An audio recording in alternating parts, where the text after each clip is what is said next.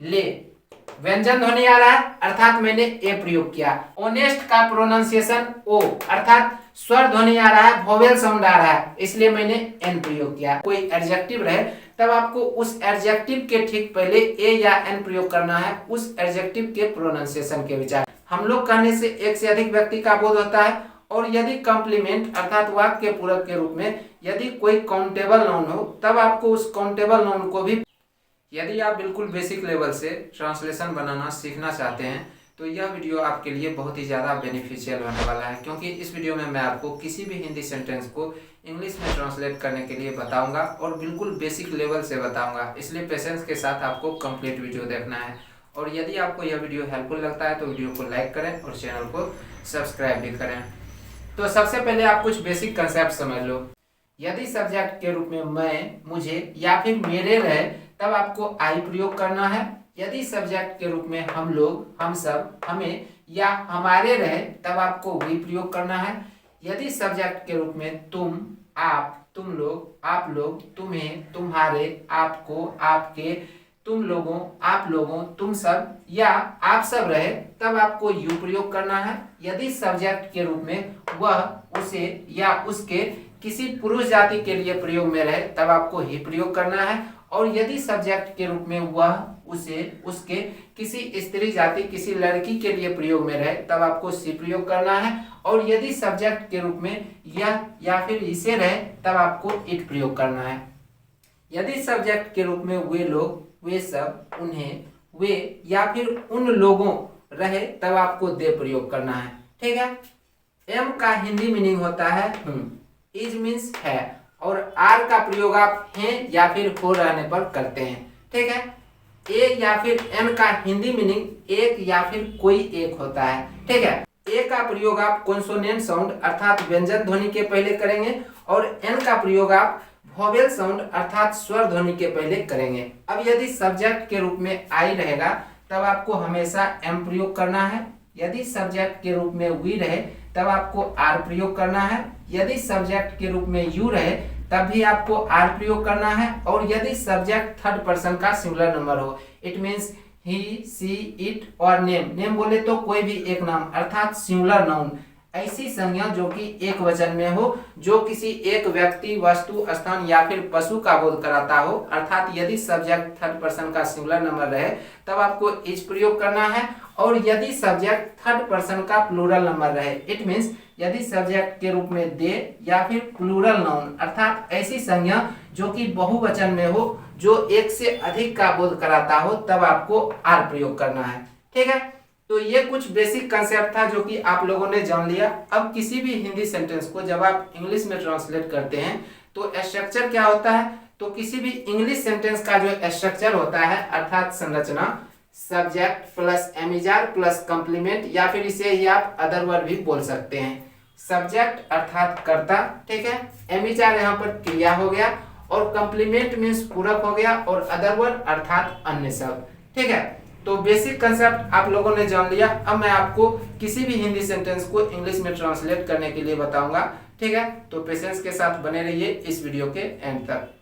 जैसे कि यहाँ पर पहला वाक्य, मैं एक शिक्षक हूँ। तो पहले आप यहाँ पर देखो, यहाँ पर जो मैं है, ये मैं क्या है, सब्जेक्ट है, करता है। ठीक है। इसे आप इंग्लिश में ट्रांसलेट करना चाहते हैं और इंग्लिश सेंटेंस का स्ट्रक्चर क्या है, पहले सब्जेक्ट आता है। तो मैं की इंग्लिश क्या होता है, आई। तो पहले आप आई लिखेंगे। अब आप देखो आई के साथ क्या प्रयोग करना है, एम प्रयोग करना है।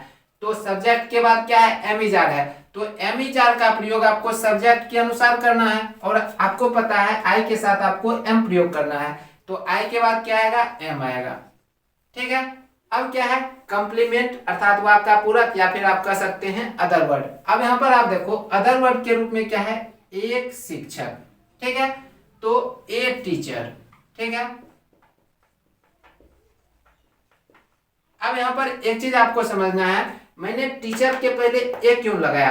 जैसा कि मैंने आपको शुरू में बताया कि कॉन्सोनेंट साउंड के पहले अर्थात व्यंजन ध्वनि के पहले आपको ए प्रयोग करना है। देखो ए किस प्रकार से आपको प्रयोग करना है, टीचर को आप इस तरह से लिख लो। ठीक है, टीचर। अब देखो इसका पहला अक्षर टी, ये क्या है, व्यंजन ध्वनि है, अर्थात आपको ए प्रयोग करना है। ठीक है। मैं एक शिक्षक हूं, आई एम ए टीचर। अब क्या है, मैं ईमानदार हूं, तो पहले यहाँ पर सब्जेक्ट क्या है, मैं, तो आपको आई लिख लेना है। अब आपको पता है आई के साथ एम प्रयोग में आता है। अब यहाँ पर एक चीज आप समझो, वाक्य के पूरक के रूप में ईमानदार ये है क्या, ठीक है, ये कोई नाउन नहीं है। ईमानदार क्या है, यह एडजेक्टिव है जो नाउन अथवा प्रोनाउन की विशेषता बताता है। यहाँ पर जो सब्जेक्ट के रूप में प्रोनाउन आई है, ठीक है, ये इसकी विशेषता बता रहा है कि मैं ईमानदार हूं, ठीक है। तो एडजेक्टिव का ना तो सिंगुलर होता है ना ही प्लूरल होता है, अर्थात यदि वाक्य के पूरक के रूप में कोई एडजेक्टिव रहेगा तो ना ही तो उसके पहले आपको ए या फिर एन प्रयोग करना है और ना ही उसमें एस या एस लगाकर उसे आपको प्लूरल बनाना है, ठीक है। तो मैं ईमानदार हूं, आई एम ऑनेस्ट। अब है हम लोग मित्र हैं, ठीक है। तो सब्जेक्ट यहां पर क्या है, हम लोग के लिए वी प्रयोग करते हैं, तो पहले हम वी लिखेंगे। अब आप सब्जेक्ट के अनुसार एम इज आर प्रयोग करेंगे। यहां पर आप देखो वी के साथ आपको क्या प्रयोग करना है, आर प्रयोग करना है, तो यहां पर हम आर लिखेंगे, ठीक है। अब कंप्लीमेंट अर्थात वाक्य पूरक के रूप में क्या है, मित्र, तो पहले हम क्या लिखेंगे, फ्रेंड, और इसमें एस लगाकर इसे प्लूरल अर्थात बहुवचन बना देंगे। एक चीज आप समझ लो, यदि सब्जेक्ट प्लूरल नंबर रहे अर्थात बहुवचन रहे, ठीक है, हम लोग कहने से एक से अधिक व्यक्ति का बोध होता है। और यदि कंप्लीमेंट अर्थात वाक्य पूरक के रूप में यदि कोई काउंटेबल नाउन हो, तब आपको उस काउंटेबल नाउन को भी प्लूरल बनाना पड़ता है। जैसे कि यहाँ पर है मित्र, ठीक है, ये काउंटेबल नाउन है, इसकी आप गिनती कर सकते हैं। और चूंकि सब्जेक्ट यहाँ पर प्लूरल नंबर है, बहुवचन है, तो मैंने क्या किया, फ्रेंड को मैंने एस जोड़कर फ्रेंड्स कर दिया, अर्थात इसे मैंने प्लूरल बना दिया, बहुवचन बना दिया, ठीक है। हम लोग मित्र हैं, वी आर फ्रेंड्स। फिर है हम लोग बुद्धिमान हैं, तो पहले हम सब्जेक्ट लिखेंगे वी के साथ आर प्रयोग में आएगा। अब जैसा कि आपको पता है बुद्धिमान यह क्या है, एडजेक्टिव है, या नाउन अथवा प्रोनाउन की विशेषता बताता है, तो सिंपली हम वाइज प्रयोग कर लेंगे, ठीक है, वी आर वाइज। अब है आप एक किसान हैं। देखो आप कहने से किसी एक व्यक्ति का बोध होता है, पहले हम यहाँ पर सब्जेक्ट लिखेंगे, क्योंकि आप के लिए हम यू प्रयोग करते हैं, आप लोग, तुम लोग, सभी के लिए हम यू प्रयोग करते हैं। और आप देखो यू के साथ आपको आर प्रयोग करना है ना, तो यहाँ पर हम आर प्रयोग करेंगे। अब यहाँ पर एक चीज आप समझो, क्या है, एक किसान, मैंने आपको शुरू में बताया एक या कोई एक के लिए ए प्रयोग करते हैं या फिर एन प्रयोग करते हैं प्रोनाउंसिएशन के विचार से। यहाँ पर क्या है, किसान, फार्मर को आप हिंदी में लिखो फार्मर, ठीक है। यहाँ पर पहला अक्षर देखो क्या है, फ, व्यंजन ध्वनि है, अर्थात आपको ए प्रयोग करना है, अर्थात यू आर ए फार्मर, ठीक है।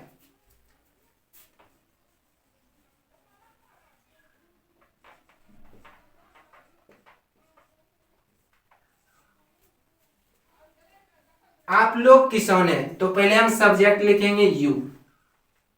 अब यहां पर एक चीज आप देखो, यहां था आप एक किसान है, हिंदी वाक्य से किसी एक व्यक्ति का बोध हो रहा था, और कंप्लीमेंट में नाउन जो था वो काउंटेबल था, तब इसके पहले मैंने ए प्रयोग किया प्रोनाउंसिएशन के विचार से।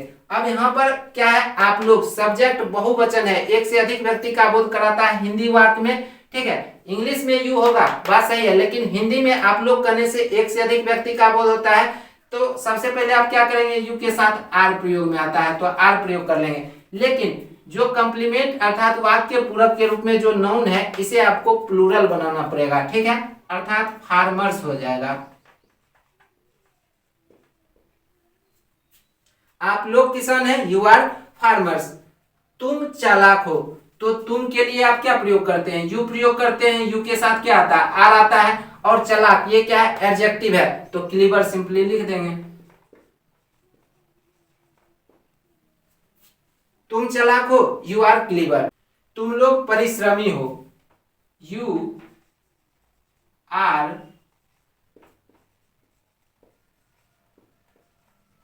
अब यहां पर एक चीज आप समझो, देखो आप एक किसान हैं और आप लोग किसान हैं। यहाँ पर यदि हिंदी वाक्य में आप कहने से किसी एक व्यक्ति का बोध हो रहा था और कंप्लीमेंट के रूप में नाउन काउंटेबल था, तब मैंने फार्मर के पहले ए प्रयोग किया।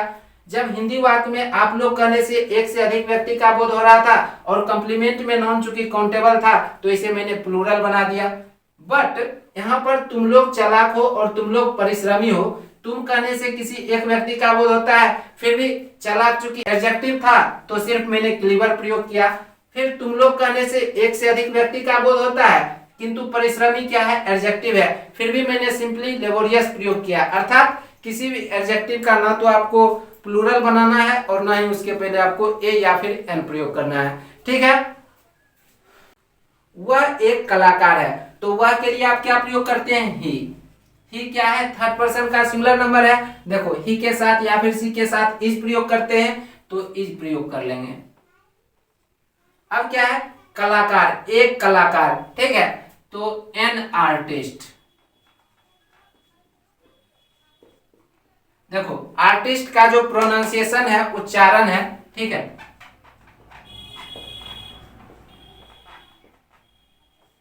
आर्टिस्ट। देखो वोवेल साउंड है, स्वर ध्वनि है ना, इसीलिए मैंने एन प्रयोग किया।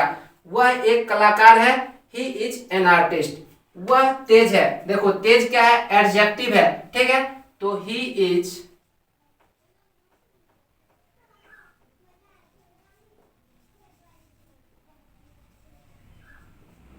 इंटेलिजेंट। वह तेज है, ही इज इंटेलिजेंट। वे लोग छात्र हैं, दे आर स्टूडेंट्स। ठीक है। मैं और तुम मित्र हैं। देखो मैं और तुम एक से अधिक व्यक्ति का बोध करा रहा है, अर्थात सब्जेक्ट यहाँ पर प्लूरल नंबर हो गया, बहुवचन हो गया, अर्थात आप आर प्रयोग करेंगे। ठीक है, तो I and you are friends. Rahul एक नेता है, Rahul is a leader. Manoj और सुमन डॉक्टर हैं। देखो मनोज और सुमन एक से अधिक व्यक्ति हो गया, अर्थात बहुवचन हो गया, अर्थात आप आर प्रयोग करेंगे। ठीक है, Manoj and Suman are doctors. वह एक परिश्रमी व्यक्ति है, he is a laborious person.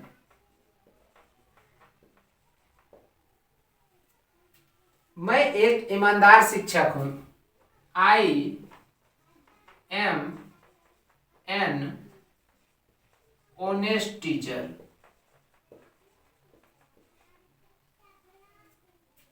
आप एक तेज छात्र हो, you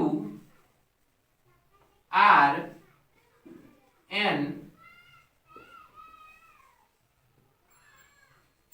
intelligent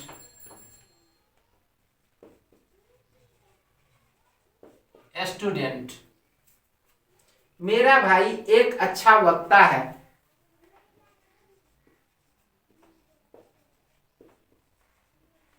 My brother is a good speaker. वह आपका मित्र है, He is your friend. अब यहां पर एक चीज और आप समझ लो, जैसे कि यहां पर है वह एक परिश्रमी व्यक्ति है। परिश्रमी क्या है, एडजेक्टिव है, व्यक्ति क्या है, नाउन है, अर्थात नाउन के पहले एडजेक्टिव प्रयोग में आया है। जैसे कि शिक्षक नाउन है और ईमानदार क्या है, एडजेक्टिव है। छात्र क्या है, नाउन है, और तेज क्या है, एडजेक्टिव है, विशेषण है। ठीक है, जैसे कि वक्ता, यह एक नाउन हो गया और अच्छा क्या है, एडजेक्टिव है। ठीक है, तो इन परिस्थितियों में आप क्या करेंगे, यदि किसी नाउन के पहले कोई एडजेक्टिव रहे तब आपको उस एडजेक्टिव के ठीक पहले ए या एन प्रयोग करना है, उस एडजेक्टिव के प्रोनाउंसिएशन के विचार से। जैसा कि यहाँ पर आप देख सकते हैं, लेबोरियस का देखो प्रोनाउंसिएशन क्या होता है, कॉन्सोनेंट साउंड आता है ना।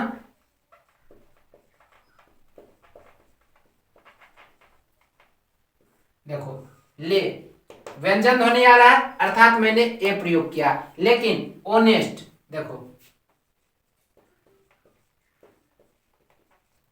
ऑनेस्ट का प्रोनाउंसिएशन ओ अर्थात स्वर ध्वनि आ रहा है, वोवेल साउंड आ रहा है, इसलिए मैंने एन प्रयोग किया। अर्थात यदि किसी नाउन के पहले कोई एडजेक्टिव रहे तब आपको उस एडजेक्टिव के ठीक पहले ए या एन प्रयोग करना है उस एडजेक्टिव के प्रोनाउंसिएशन के विचार से। ठीक है, उम्मीद करता हूँ कि वीडियो आप लोगों को हेल्पफुल लगा होगा। यदि आपको वीडियो हेल्पफुल लगा तो वीडियो को लाइक करें और चैनल को सब्सक्राइब भी करें।